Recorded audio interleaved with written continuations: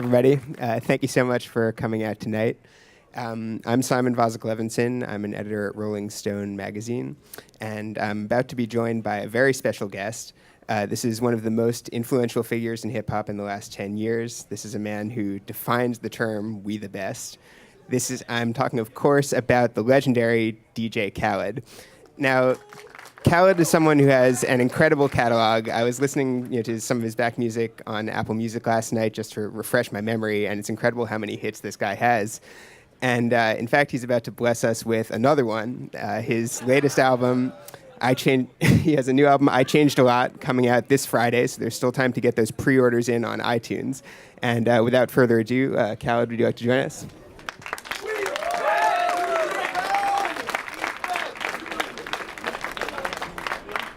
Thank y'all for coming out, man. So, Khaled, I need that gold. That's the new gold apple. Yo, Jay, find out how much one of these costs, because I need to get this one. I need to get a new laptop. Looks nice. So, Khaled, how are you feeling tonight? I'm blessed. I'm from Miami, so, I got the chinchilla on. It's cold weather. It's cold weather. I'm not used to it, but I'm excited, man. The release is this Friday. Feel free, if y'all love this interview and you love what I'm doing, feel free to pre-order the album today on your iPhones. Thank you. I appreciate it. So, that's what we're here. Right, okay. So this is very exciting in the music world that you have a new album coming out. And, the album is a little bit of a surprise. You actually only announced it about a week ago, right? So tell us a little bit about that. Yeah, I wanted to do more for my fans. It's been like 10 years I've been giving the fans and myself and just the love of music anthems, you know what I'm saying? And this album, I wanted to give y'all more music before I gave y'all the date and the album. So, I started off with They Don't Love You No More with Jay-Z, you know what I'm saying? Rick Ross, Meek Mill, French Montana on a record. Then I gave you Hold You Down with Chris Brown, August, Future, and Jeremiah. That went #1, thank you. And then I came with How Many Times, with Chris Brown, Big Sean, Lil Wayne, top 10 record in the country. And now I decided to drop 2 singles at the same damn time because I wanted to excite my fans before I gave the date out. So I dropped the 2 singles, Gold Slugs and You Mine, one with Trey Songz, Future and Jeremiah. And then I teased the song at the end of the You Mine video. And then Gold Slugs with August, Chris, and Fetty Wap. And the reason why I wanted to drop 2 singles, I wanted to challenge myself and I wanted to challenge radio, but this was all for the fans to get more. And then I announced the date, and I dropped 2 videos at the same time.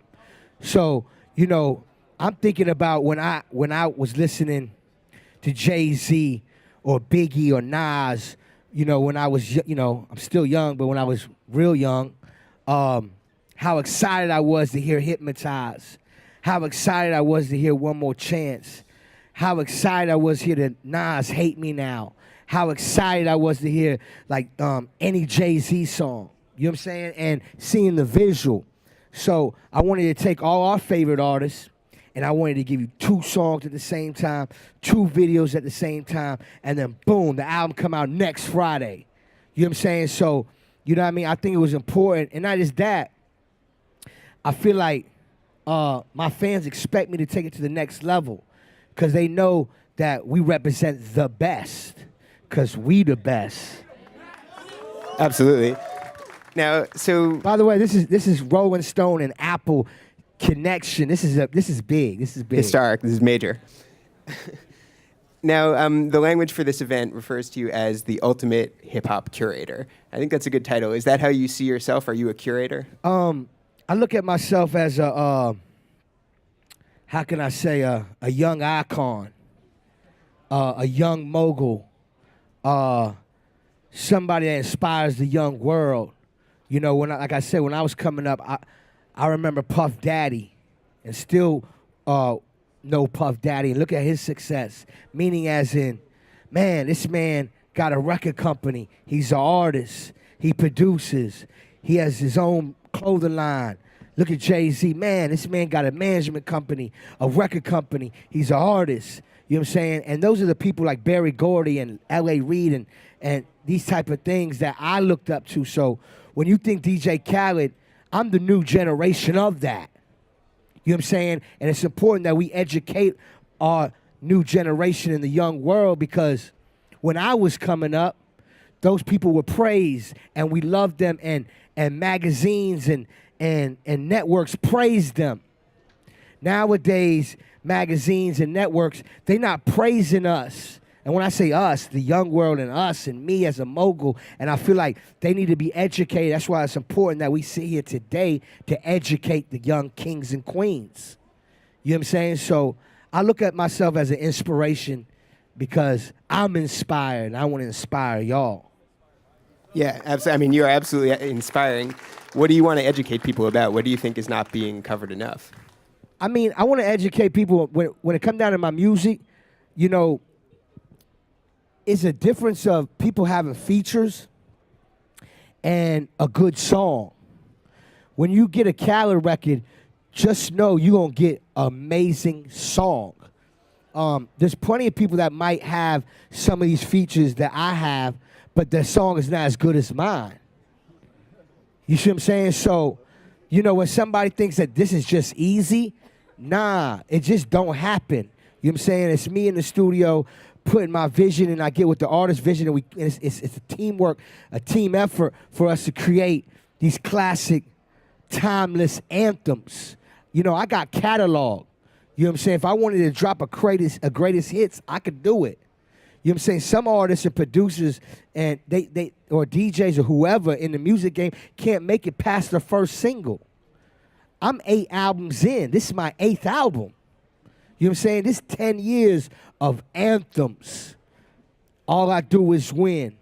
I'm on one. Go hard. We taking over. You know what I'm saying? I keep going. You know what I'm saying? Like, I can go, it take about an hour to tell you all my songs. But what I ain't trying to be cocky or nothing. I just know this is the platform that I can express my passion to y'all on a one-on-one tip instead of you seeing me on a video or at a radio station interview. You know what I'm saying? This is an opportunity for me to speak what I always wanted to speak. You know, what I always wanted them to publicize and embrace. You know what I'm saying? Another one. So tell us, so how do you do it? Because you're right that, you know, you get performances that are amazing out of these artists, right? You know, if you hear a Khaled record, you know artists are going to be at the top of their game. How do you make sure that people bring the absolute best material to the table? I mean, first of all, the artists I work with are absolutely great. And I'm a fan of them. And I think we support each other. And a lot of these artists I came up in the game with. So when I'm in the studio with an artist, or if I'm on the phone, or if I'm presenting something to an artist, they are already great. I just want to make it, I want to get the best out of them at that time and that moment on this song. Y'all remember We Taking Over, right? Of course. Y'all remember Lil Wayne's verse? I Classic. am the beast. Feed me rappers, feed me beats. That verse alone, everybody ripped it on that song. But that verse alone was monumental, so epic. You know what I mean? To me, it was a game changer, and it changed the climate at that time. You know what I'm saying? Like, I try to bring the best out of the artist as much as that they bring the best out of me. If I have an opportunity to work with Jay-Z, I'm going to make sure I deliver. You see what I'm saying? Like, when I work with Kanye, I'm not coming to Kanye to waste my time to get my picture for the Instagram. I'm coming there to make sure we make serious history. You remember Kanye on Go Hard? Do you know the talk game on there? Do you remember Nas, Scarface, a song called Hip Hop I Did? I don't know if y'all know about that. It was, you know, something that was important for me to give to the culture and take it to a next level. So I try to bring the best out of everybody. And I think when the artists work with me, they know I'm going to hit a home run, and they know I'm going to bring good energy. You know what I mean? Do you ever have to give these guys notes? You ever have to say, you know, Kanye or Rick Ross or Jay-Z, you know, you could have gone a little harder on that verse, or maybe you should do it a little differently this time? I mean, I wouldn't say I would have to give them notes, but I would say I would bring them some amazing energy where you can hear it in their voice. Some records, if it's an energy record, you hear the aggression more than you usually hear it. You know what I'm saying? What, you ain't got love for me? You know what I'm saying? Like, you know, them type of energies, is an energy that I bring when I walk in the room. You know what I mean? And I think that I bring a special energy. You know what I mean? A special vibe. And how do you know when they've hit that vibe? Can you just hear it? Can you hear the energy? I mean, the excitement when the record's done, the excitement when they hear the idea, the excitement when they're in the booth, the excitement when I release the record. You know what I'm saying? You know, when you imagine when you release the record and you get the call from the artist, like, man, they loving it. And, you know, I'm like, I'm so grateful to even have you on the record, for you to call me and tell me, man, I just heard the record on the radio, man, the video looked crazy, I'm getting crazy calls. That's like, to me, the trophy, the ring, the championship. Like, we made it, we did it. Another one. Has there ever been a record that almost happened that you wanted to happen but it didn't quite work out, that's still out there that you wish it could happen someday? I mean, I didn't start on something that didn't happen. When I start on something, I'm so determined to make it happen. Like, each record has a certain story behind it. You know what I mean? Like, when I work with, you know, Jay-Z's my friend. And, you know, when I made They Don't Love You No More with him, it took me years to get him on a record. But secretly, I never told the world this, but, you know, I live in Miami. And I came to New York, and I stayed here for a whole year and made sure that Jay-Z felt my presence until I got them vocals on a record. Like, I was determined. Like, I ended up playing basketball at Rucker. I ended up going to Marcy Projects. Like, I want him to feel my presence. You know what I mean? So when I seen him, you know, every time I see him, I'm like, yo, I need that verse. You know what I'm saying? Like, you know, I wanted him to understand that I'm not taking no as an answer. Like, I'm going to go hard. And, you know, it's things like that not just music. I think in life you should be determined to do whatever you have to do in a positive manner to get your goal and your dream accomplished. So it's determination, you know?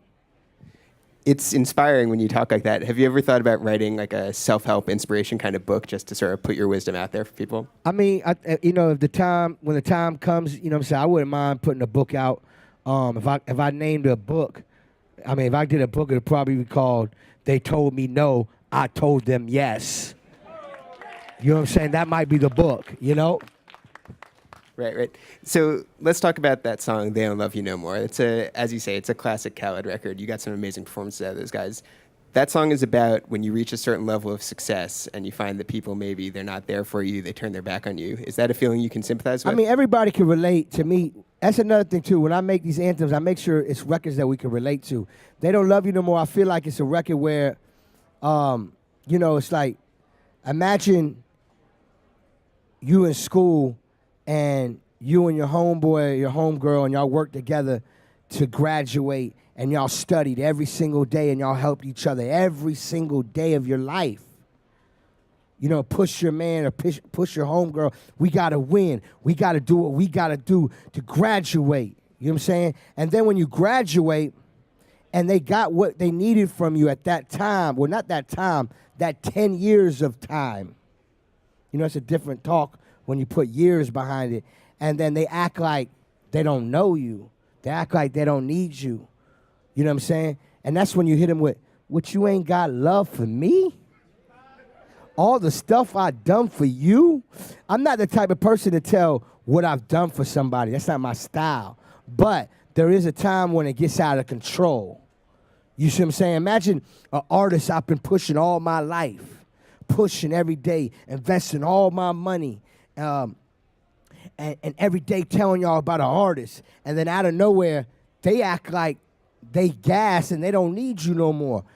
But what about that 10 years of investment and hard work, and you don't acknowledge the dawn? That's crazy. That is crazy. You know what I'm saying? It's so many different ways to explain it, and it doesn't have to be in a music way. It could be in any. Everybody can relate to that. Am I correct? Absolutely. Yeah. You know what I'm saying? All right, so the album is called I Changed a Lot. Now, that's an interesting, intriguing title. Tell me what you mean by that. I mean, Jay-Z said it best, you work this hard to stay the same, that's crazy. You know what I'm saying? I changed a lot. For me, the title means so many different definitions, meaning as in my health. You know what I mean? Like, now I work out. Yeah, I'm a fat boy. You know what I'm saying? But I'm a fat boy that's healthy. Because I ain't never had a problem being fat. I'm fly to me. I ain't got no problems, trust me. But when I work out, I feel good. I smile more. I think better. When I eat crazy, a bunch of fried food, I know I did it and I feel guilty. And the next day or the next week, I won't eat no more of that. At least I'm aware. And that means that's part of a change to be better and greater. I feel like I'm my only competition. So I challenge myself by giving y'all more music, 2 singles at the same time, 2 videos at the same time, not telling y'all the release date till it's time. You know what I'm saying? It's so many different ways. And, you know, also I changed by keeping my circle tight. You know what I'm saying? Not letting no negative energy allowed in my airspace. If you have negative energy, I'm not rocking with you. You have to exit the door. You can't be around me. If it ain't good vibes, I don't want to be around you. You know what I'm saying? Like, I just don't. I want to be happy, man. I want to live life. I work so hard. I've been through so much in my life. That's a whole nother story. You know what I'm saying? And life is real, and we should be very grateful that we have it. So I changed by meaning as in I'm more grateful, and I already been grateful. I'm super grateful for life. God is the greatest. So let's talk about the ways that you've changed over the course of your entire career, because you've been in this game for a long time. Tell us about how it first started for you, how you first got into the music industry, what your mindset was, what your goals were. When I first got in the game, man, I started in a garage. You know what I'm saying? 2 turntables, a mixer, an MPC drum machine, and a bunch of vinyl. Everywhere was vinyl. Everywhere. I would sleep on records. Posters of KRS-One, Tribe Called Quest, Pete Rock and CL Smooth, Biggie, Jay-Z, Nas, you know what I'm saying? Buju Banton, Bob Marley, you know what I'm saying? Garnet Silk, you know what I'm saying? Like Dennis Brown, you know what I'm saying? Isley Brothers, Bob James, Sam Cooke, you know, Parliament Funk. Like, I lived this, man. I came up in a special time. I come from a special cloth. You know what I'm saying? So when I started in the game, I always said, man, I want to be the greatest DJ. You know what I'm saying? And my younger days and now, I feel like I'm the best DJ in the world. You know what I'm saying? And at that time, you know, my favorite records were the Cut and New Tricks, who was Run DMC, Peter Piper, LL Cool J, Rock the Bells. And at the same time, I was making beats, and I started in the game. I was called the Beat Novocaine. You know what I'm saying? I used to produce records for Joe Crack. Shout out to Joe Crack and shout out to Big Pun. I did some joints for Fab and Ludacris. And this is like before I became DJ Khaled. You know what I'm saying? This is all out the garage.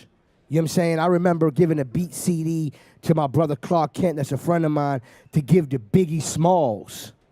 You know what I'm saying? Because he was DJing for Biggie at that time. You know, these stories is what made me who I am today. You know what I'm saying? So from ripping the clubs to having the #1 radio show for like 17 years in a row. That's right. And before 99 Jams, Mix 96, Pirate Radio, Underground Station, straight the mud. You know what I'm saying? I DJ 7 days a week, 24 hours around the clock. When you jumped in the car, you heard DJ Khaled. When you left the car, you was going to the restaurant, you heard another car playing DJ Khaled. When you jumped back in the car, you heard DJ Khaled. You went to bed and woke up, you still heard DJ Khaled. I'm not lying. I used to live in the pirate radio on the floor. Everybody else wanted to go to the club or hang out and do that. I wanted to be on the radio. And in Miami, they heard my voice. You know what I'm saying? They were like, who's that? Then they see me in the club. who's that? Every time I DJ, I made sure when you left that club or you heard me on the radio, you was talking about DJ Khaled. You know what I'm saying? And it connected because I went to every hood, every city, from Brooklyn to Miami to Jamaica. It didn't matter where. And back in them days, we ain't have Instagram. We ain't have Twitter. So this is all word of mouth. Yo, there's a kid named Khaled. He just ripped the club down. He's a problem. He talks crazy on the mic, and he don't see nobody. Oh, man, you heard this record, man. This kid Khaled got something.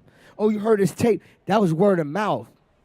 Nowadays, we have these technology, and we should be so grateful for this because if we imagine if Biggie had an Instagram, or Bob Marley, or Nas back in them days, or you know what I'm saying, like Jigga in the projects with his Instagram, and we could see these moments.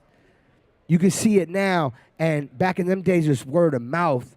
You know what I'm saying, and that's how DJ Khaled became word of mouth, and the people made me. You know what I'm saying? They made me. You know what I'm saying? And I ain't stopping. That's why I go hard for my fans because that's who made me. I don't care about critics or people that supposedly know what we live in our culture. They don't know. You ain't never come talk to me and ask me, so how you know?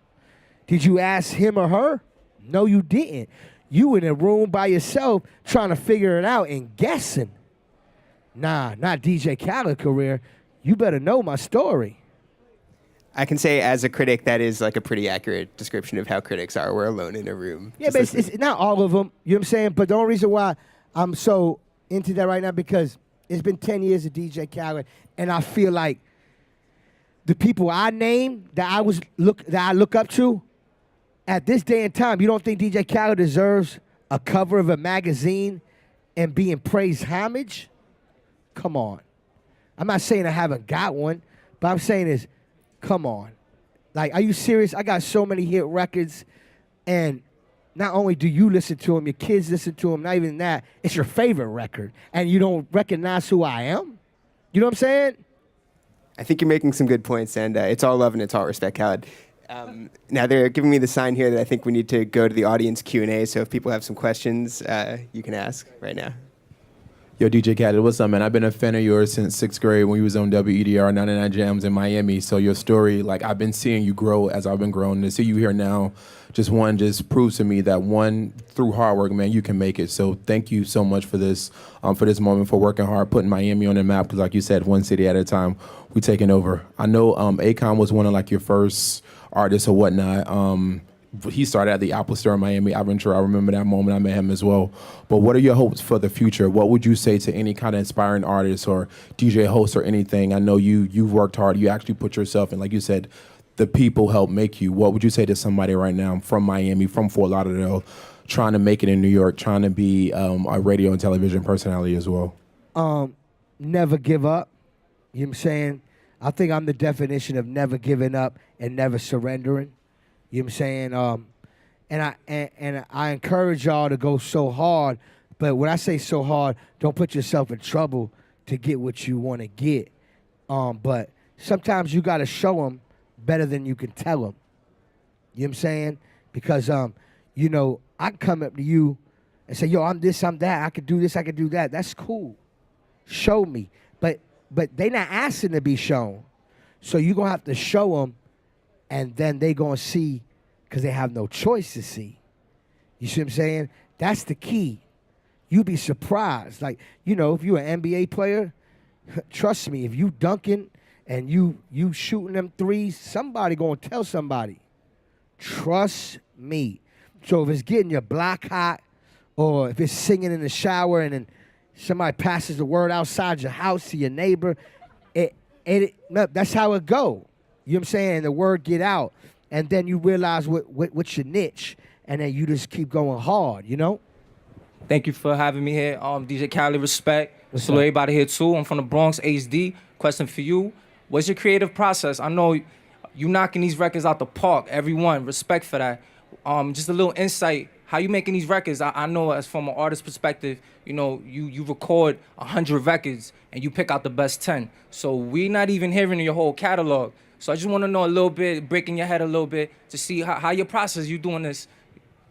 It's important to have a good team. The saying, teamwork make a dream work. Every producer or every leader or every coach has a vision. You know what I'm saying? Sometimes, I look up to Quincy Jones. Quincy Jones, when he was in the studio with Michael Jackson, I wasn't there, but I'm sure that he had the best keyboard player, the best guitarist, the best engineer, the best guy that mixed the record, the best speakers, and made sure the AC temperature was right. Just everything as a team, right? I always start with production first. If it's me collaborating with another producer, shout out to Lee on the beats that produce Gold Slugs, You Mind, How Many Times, and Hold You Down with me. You know what I'm saying? And he signed to We the Best. I want to praise him because he's a young king and he's growing and he's becoming to be super great. And when we work together, it's amazing. Some people just have that, certain people I can rock with that can see what I'm trying to do and we can put it into light. So I always start with the production.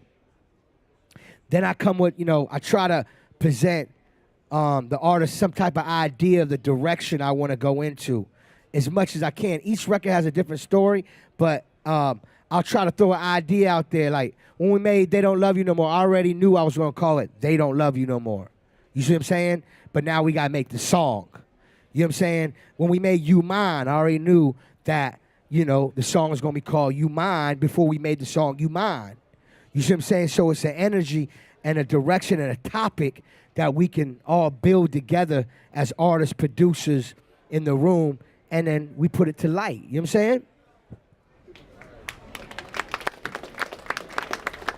What encouraged you to branch outside the music business and launch other brands? It's always been a dream of mine, man. When I started We the Best, I always knew it was going to be bigger than a record company. I don't know if y'all know, We the Best is a label, a management company, a publishing company, and it's a big brand that represents the people. You know what I mean? If you notice, I said We the Best, not I'm the best. We the best. Y'all the best. We collectively are the best. I got a chance to put out some headphones and teamed up with Bang & Olufsen and Heads Audio. I'm working on a video game that's about to come out. I'm doing a bunch of stuff, and I just want to take the brand to the next level, and the next level, and the next level. And I want to keep my brand people-driven. You know what I'm saying? Because I feel like We the Best is something timeless. I think it represents just greatness. You know what I'm saying? There's no reason why we don't tell ourselves that we're the best. Because if you don't speak success in existence, then you're cheating yourself.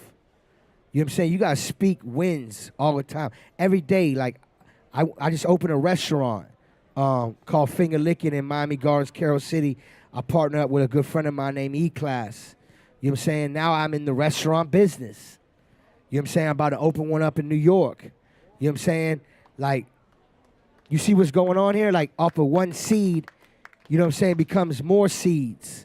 So, and it's such a blessing because my music is my one big promotion, and that was all from being a kid in the garage. You know what I'm saying? And end up making a career out of it.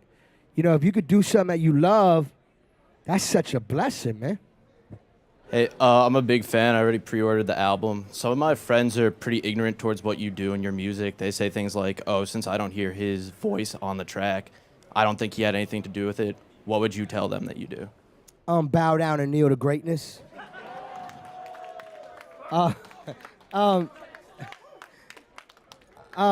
mean, them people never really bother me. And if I ever let them bother me, I wouldn't be who I am. Yeah, you know what I'm saying? Obviously, their opinion never affected me in no way. I'm 8 albums in. I'm over 20 million records sold in my career. You know what I'm saying? And I'm blessed. And but they're not educated. You know what I'm saying? They don't know what a producer or a DJ is or I never said I rap. You know what I'm saying? I put out the biggest anthems in the last 10 years. That's what I do. You know what I'm saying? And I don't care about them. You know what I'm saying? And not in a negative way. If I could touch them and make them change to be greater, I would. I would give them a hug. You know what I'm saying? I'll give them a free CD. That's it. It's nothing but love. You know what I mean? But obviously, it's y'all who I care about, and I appreciate y'all. Thank you for coming. Thank you. What's up, Khaled? What's up? I'm from Fort Lauderdale, also like that guy, so 99 Jams, all that, been listening to you. If we go back the 10 years, even a little bit before that, from This Ain't a Movie Dog, the mixtape, you had exclusives from everybody. Remember like that one? Amazing. You had everyone from Blue Da Vinci to Missy Elliott on there, and Timberland and Scott Storch all live. Tim and everything. Scott Storch in the studio together playing live on the tape. Incredible. So from going back then till now, how have you been able to establish and maintain these relationships with all these artists this entire time that look like genuine relationships? Yeah, all my relationships, that's another thing too y'all need to know. My relationships, and I think y'all should take this, my relationships mean more to me than money. I won't do something if I think it's gonna affect my relationship. You know what I'm saying? You know how much money I've refused in my life because I might thought it was gonna be delicate? It might be a downfall for me, I don't know, but it hasn't been because I just have a good heart.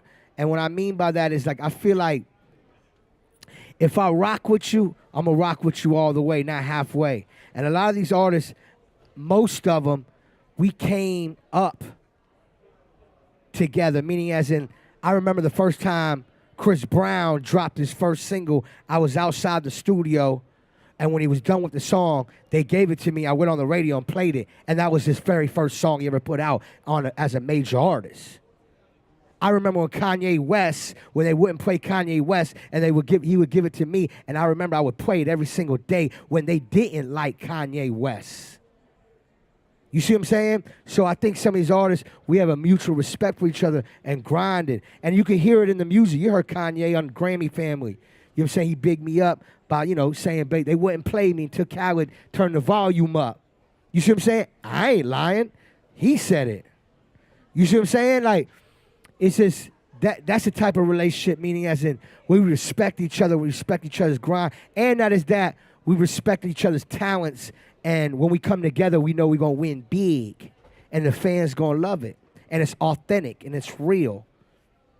And the new generation that works with me, and I work with them, they have respect, and I respect them too. And then we build a relationship from there. You know what I'm saying? Hello, hi.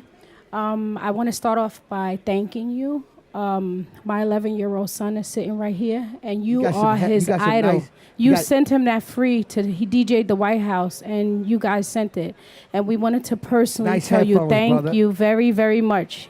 He eats and sleeps with those. But I wanted to ask you personally, what advice do you have for my baby who idols you? So let me rewind this. He went to the White House? He went to the White House. He played for the Easter egg roll, and you guys sent him those. So he wore those at the White House to represent you. And my advice is I don't know if you know, but you have a big effect on the youth, and he is the future. That's right. And my advice is, man, you starting off amazing at an early age. You're already rocking the White House. You got your mother proud of you. And my advice is keep working hard, keep loving your family, keep doing good in school. And I think and I know whatever you're doing is right because you're already making world news already. And they're going to talk about that moment you did in the White House. How old are you? 11 years old. When you're 16 or 20 years old, they're going to bring that back up with your new success story. So just keep going hard, man, and see how your mother's here with you. That's amazing. You know what I'm saying? She brought you here, man. That means she believe in what you believe in. You know what I'm saying? And that alone is amazing. That means you good. All you got to do is be focused. That's it. God bless. All right, now, sadly, I think that's all we have time for today. Thank you all so much for coming out here. Please don't forget to pre-order Khaled's new album, I Changed a Lot, on iTunes. Buy a copy of Rolling Stone magazine, too, while you're at it. Hey, and thank you so much, Khaled, for coming out. Thank you, man.